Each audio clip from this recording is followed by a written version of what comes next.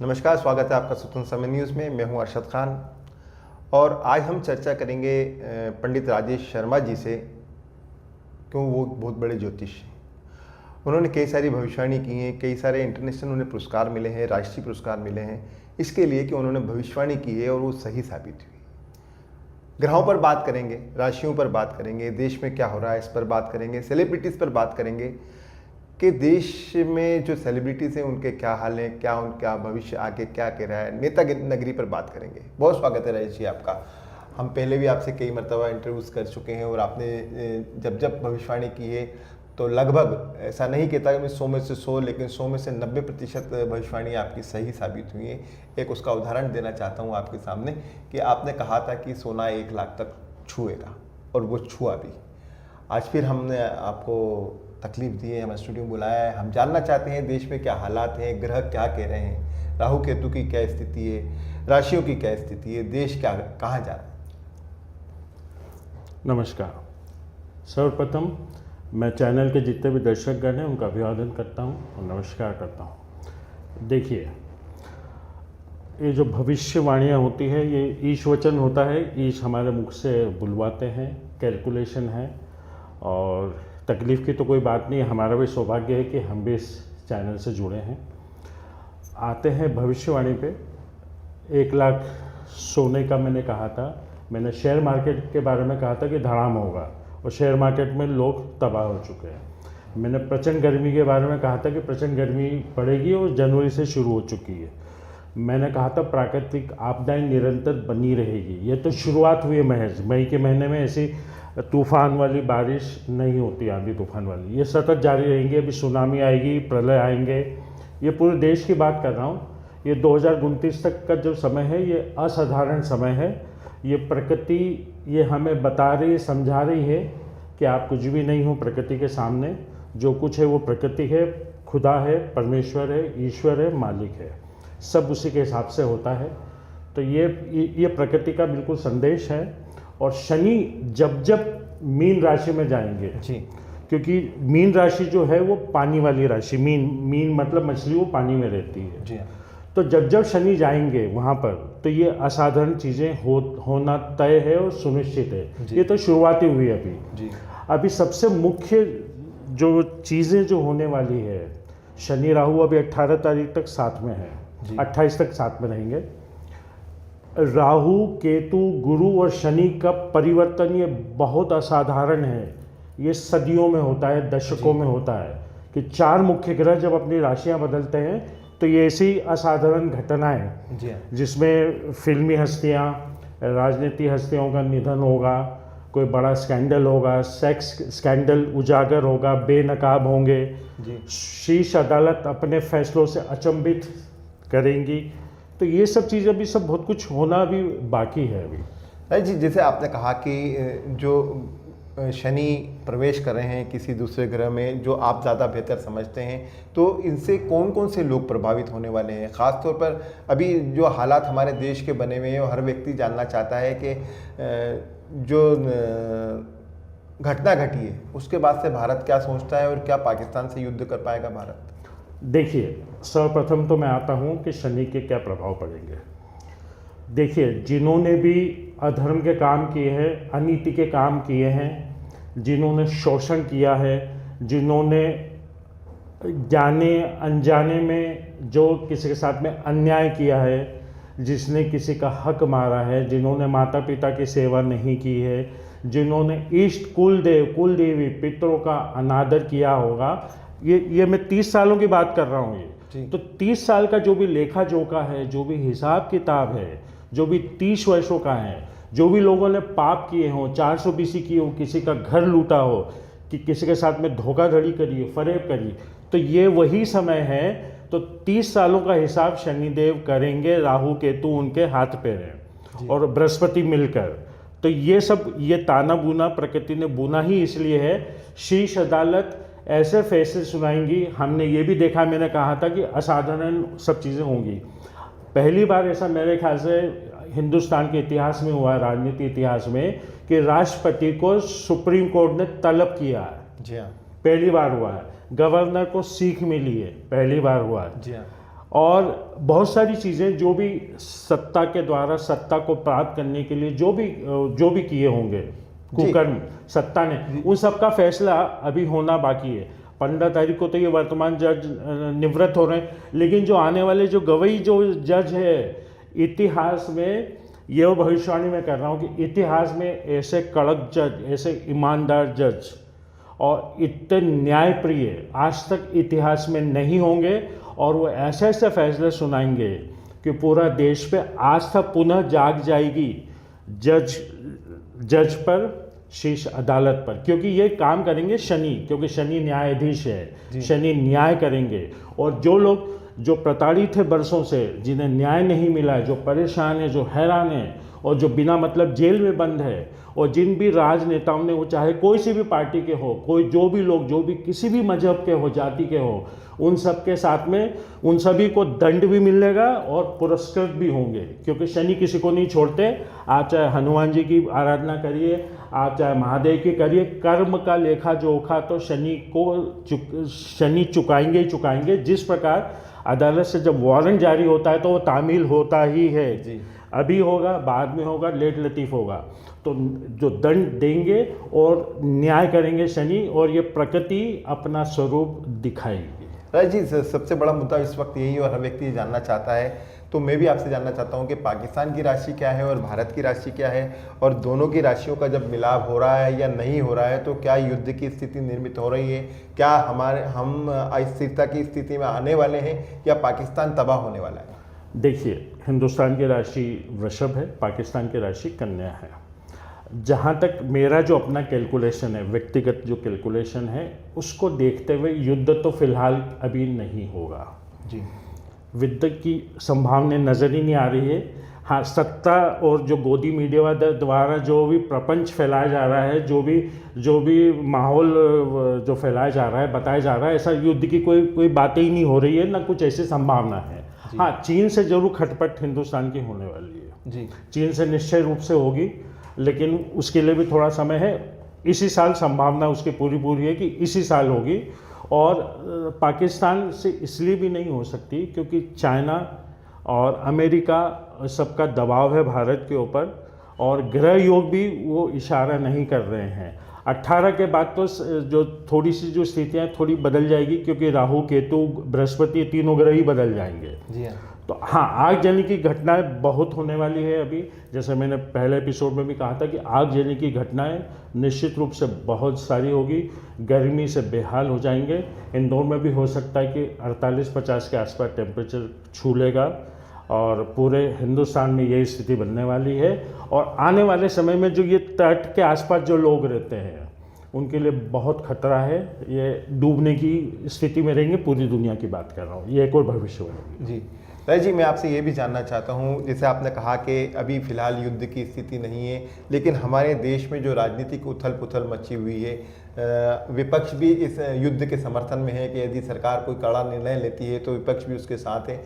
ऐसी स्थिति में विपक्ष के और पक्ष के जो ग्रह हैं वो कितने मैच खाते हैं, और क्या ऐसा लगता है आपको कि सत्ता का कोई परिवर्तन होने वाला है और शीर्ष नेतृत्व पे कोई परिवर्तन आने वाला है? देखिए, सत्ता परिवर्तन निश्चित रूप से होने वाला है। कोई भी दूसरा प्रधानमंत्री की कुर्सी पर बैठ सकता है, कोई भी भाजपा से ही होगा। शीर्ष स्पेशली जो पित्र जो होते हैं इनके भाजपा के, वो संघ है, तो अध्यक्ष भी संघ ही निर्धारित करने वाले। वो काफ़ी समय से लंबित है मामला। और यहाँ भी जो स्थितियाँ जो बनी हुई है, चारों तरफ से मोदी शाह के ऊपर बहुत सारे दबाव बने हुए हैं, और जो स्थितियां, जो ग्रह की स्थितियों से बात कर रहा हूँ, उसी के ग्रह स्थितियों, ग्रह के आधार पर जो ग्रहों का ताना बाना है, अच्छे संकेत नहीं है। मैंने पहले भी कहा था कि सत्ता दल है उनके, और जो कुर्सी पे बैठने वाले जो सत्ताधारी है, उनके बदलने की, चेहरे बदलने की निश्चित रूप से संभावना है। बहुत से लोग बेनकाब होंगे, सेक्स स्कैंडल में लिप्त लोग भी बेनकाब होंगे। मैंने कहा ना, शनि चुन के न्याय करेंगे, और ऐसे न्याय करेंगे जो लोग हतप्रत हो जाएंगे कि क्या ऐसा भी हो सकता है। जैसे एक उदाहरण मिला कि राष्ट्रपति को उन्होंने नोटिस दिया और तलब किया, तो ये अपने आप में ये भी एक ऐतिहासिक मामला है। और शनि बिल्कुल न्याय करेंगे। और जो भी चीज़ें होंगी, जैसे फिल्मी हस्तियां हैं, राजनीतिक हस्तियों का भी निधन होगा और इनके भी कुछ स्कैंडल हमारे सामने आएंगे। और महंगाई का बम तो अभी असली और फूटने वाला है। आर्थिक स्थिति तबाह होने की स्थिति में है। मैं इसलिए बार बार कहता हूँ कि फिजूल खर्चा ना करिए, बचा के रखिए। कुछ सैटेलाइट प्रॉब्लम भी आएंगे, इंटरनेट भी कुछ समय के लिए बंद होगा, इसलिए नगद अपने पास रखिए। लोगों की आदतें हैं कि 1 रुपये भी नगद नहीं रखते हैं पास में जी। तो वो रखना होगा, क्योंकि कुछ समय के लिए इंटरनेट बंद होगा और तराही मचेगी। ये भी भविष्यवाणी है मेरी। पंडित जी, क्या लगता है फिर आपको, हम 21वीं सदी से हटके क्या वापस 18वीं 19वीं सदी में जा रहे हैं, जिस तरह से आप बता रहे हैं? और ये आप नहीं बता रहे हैं, ये आप ग्रहों की गणना करने के उपरांत तो ही ये सारी कैलकुलेशन सामने रखते हैं। तो ऐसे कौन से ग्रह हैं जिसकी वजह से आपको ऐसा लग रहा है कि इंटरनेट भी बंद हो सकता है, आर्थिक स्थिति भी खराब हो सकती है? तो ऐसा क्यों, क्या वजह है, क्या वजह आखिर क्या है? देखिए, ये साल ये जो साल है मूल्यांक के हिसाब से मंगल का वर्ष है, तो जो गर्मी आगजनी वो मंगल के कारण है।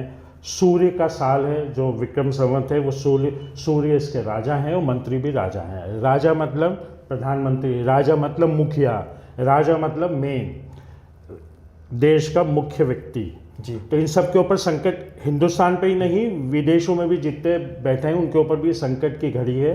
ये संकट का काल है, मैनेज करना बहुत मुश्किल होगा, क्योंकि परिस्थितियाँ प्राकृतिक आपदाएं एक तो बहुत मुश्किल कर देंगी, और जैसे शेयर मार्केट डाउन है, जीडीपी की हालत ख़राब है, व्यापार व्यवसाय की हालत ख़राब है, महंगाई सतत बढ़ती जा रही है और आर्थिक स्थिति भी बहुत बुरी स्थिति में होने वाली है। पर जी 140 करोड़ की आबादी वाला हमारा देश है, यहाँ पर मैं समझता हूँ कि अभी भी ऐसे लोगों की तादाद ज़्यादा है जो गरीबी में जीवन जी रहे हैं। मध्यम वर्ग की हालत पहले ख़राब रहती है और हाई सोसाइटी तो आप जैसे लोगों के संपर्क में रह के उपाय भी ले लेती है।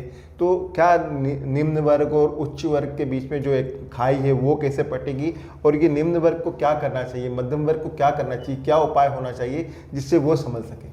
देखिए, जो सरकारी नीतियाँ हैं कुछ वो भी जिम्मेदार होती है कि अमीर अमीर होता जा रहा है, गरीब गरीब होते जा रहा है, मरण जो हो रहा है वो मध्यम वर्ग का हो रहा है। तो वो तो होता रहेगा। एक उपाय मैं बताता हूँ, हमारे जो भी इष्ट हैं, जिसमें हमारी श्रद्धा है, वो हमारे इष्ट होते हैं। जो हमारी कुल देवी या देव है, जो बरसों से पूजते आए हैं या पूजाते आए हैं, वो हमारे बुज़ुर्गों को और बुज़ुर्ग के जो भी परिवारजन हैं उनसे आप मालूम कर सकते हैं।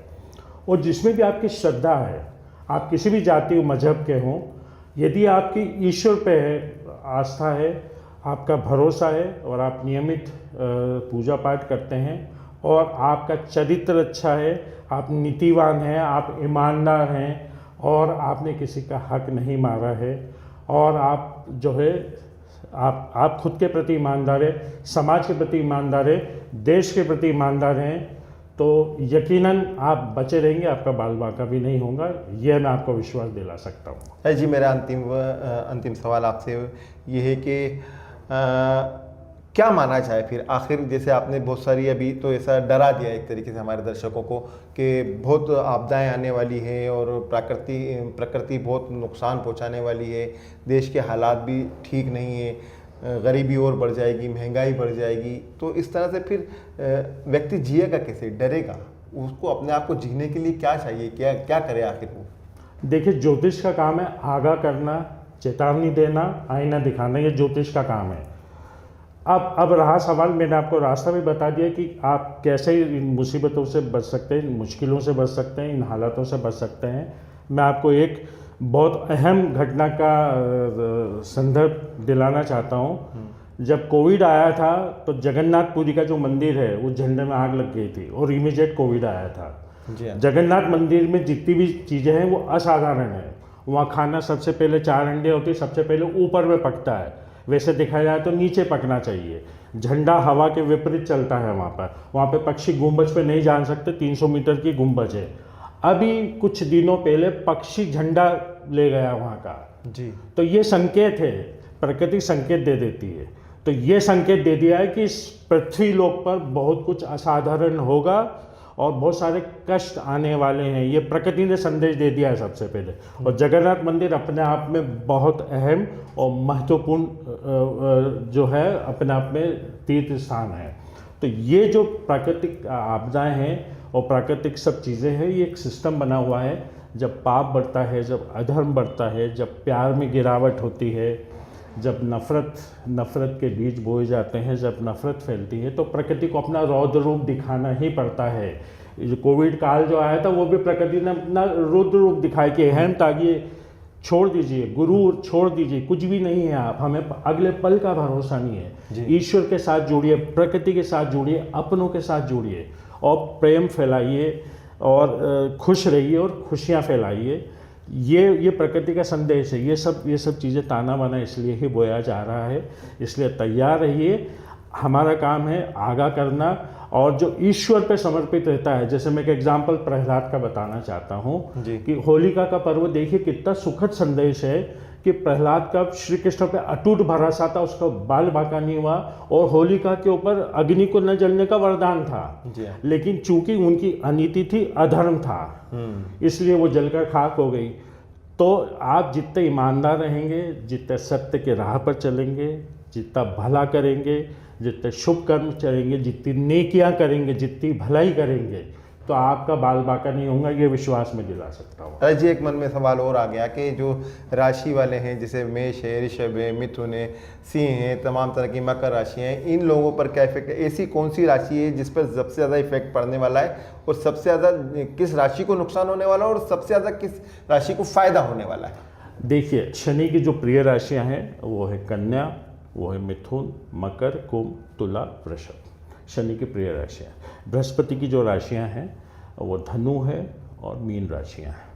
तो अब क्योंकि मीन राशि में ये सब गड़बड़ हुआ है, ग्रह इकट्ठे हुए हैं, ग्रहण लगा, सूर्य ग्रहण, चंद्र ग्रहण, तो मीन राशि को सबसे ज़्यादा, मेष राशि, मीन राशि जो है, इनके लिए वृश्चिक राशि है, इनके लिए समय अच्छा नहीं है। और कुल मिलाकर मैं बताना चाहता हूँ, फिर वही मैं रिपीट करूँगा कि कर्म आधारित सब कुछ है। आपके जैसे कर्म होंगे वैसे आपको शनि सारे ग्रह दंडित करेंगे। आपने अच्छे कर्म किए हैं तो आपको कल्पना से पुरस्कृत करेंगे और आपका कल्याण करेंगे, उद्धार करेंगे, बेड़ा पार करेंगे। सब कुछ कर्म पे आधारित है। एक सवाल हो, कौन सा नंबर लक्की होगा और कौन सा नंबर अनलक्की होगा?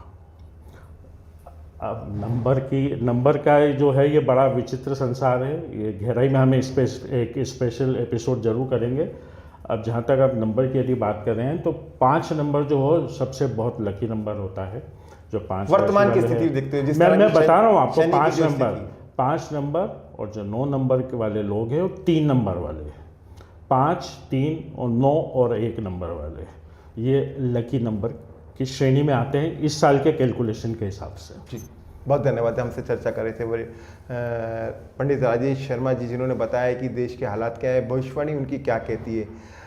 जिस तरह से उन्होंने भविष्यवाणी की उससे तो ऐसा लगता है कि प्रकृति कहीं ना कहीं इंसान से नाराज़ है और इंसान को सुधर जाना चाहिए, नेक काम करना चाहिए, अपनों का ख्याल रखना चाहिए और कोशिश ये करना चाहिए कि नफरत ना फैले।